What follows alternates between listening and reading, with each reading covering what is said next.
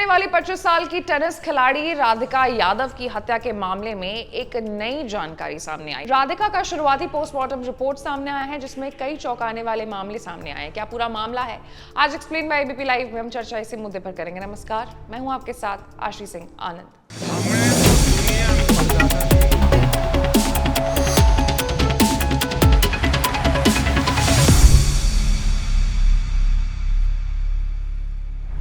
तो अब तक माना जा रहा था कि राधिका को 3 गोलियां मारी गई थी, लेकिन शुरुआती पोस्टमार्टम रिपोर्ट में साफ हुआ है कि राधिका के शरीर में कुल 4 गोलियां पाई गई हैं, यानी उस पर टोटल 4 गोलियां मारी गई थी।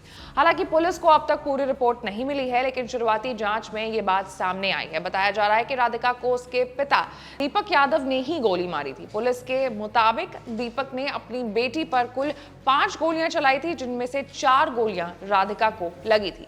घटना गुरुवार को गुरुग्राम के सुशांत लोक इलाके में उनके घर में हुई। गोली लगने के बाद राधिका की मौके पर ही मौत हो गई थी। घटना के बाद दीपक यादव को गिरफ्तार कर लिया गया और पूछताछ में उन्होंने खुद पर लगे सारे आरोपों को कबूल भी कर लिया है। वहीं पोस्टमार्टम के बाद राधिका का शव परिवार को सौंप दिया गया है। अब इस मामले में गंभीरता से जांच हो रही है। इस घटना के पीछे वजह राधिका के तरफ से चलाई जा रही टेनिस एकेडमी बताई जा रही है। पुलिस को मिली जानकारी में कहा गया है कि राधिका और उसके पिता के बीच इसी बात को लेकर के विवाद होता था। ये शिकायत राधिका के चाचा कुलदीप यादव ने दर्ज करवाई है। एफआईआर के अनुसार घटना के समय राधिका की मां मंजू यादव घर पर पहली मंजिल पर थी। उन्होंने पुलिस से ज्यादा बात करने से इनकार कर दिया और बस इतना कहा कि उन्हें बुखार था और वो अपने कमरे में आराम कर रही थी। साथ ही मंजू यादव ने कहा था कि उनकी बेटी के चरित्र पर किसी भी तरीके का कोई भी सवाल नहीं उठाया जा सकता है। वहीं दूसरी ओर राधिका मर्डर केस में हिंदू मुस्लिम एंगल की भी एंट्री हो गई है।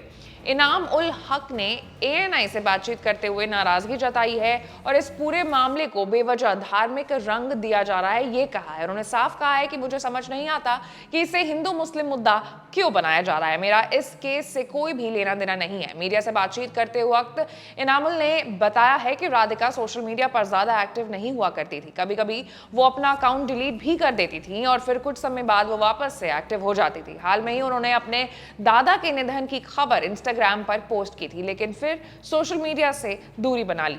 इनामुल ने कहा है कि उन्होंने राधिका को मैसेज कर गाने के प्रमोशंस के लिए भी कहा था। उन्होंने एक पोस्टर बनवाने के लिए राधिका की तस्वीर भी मांगी थी।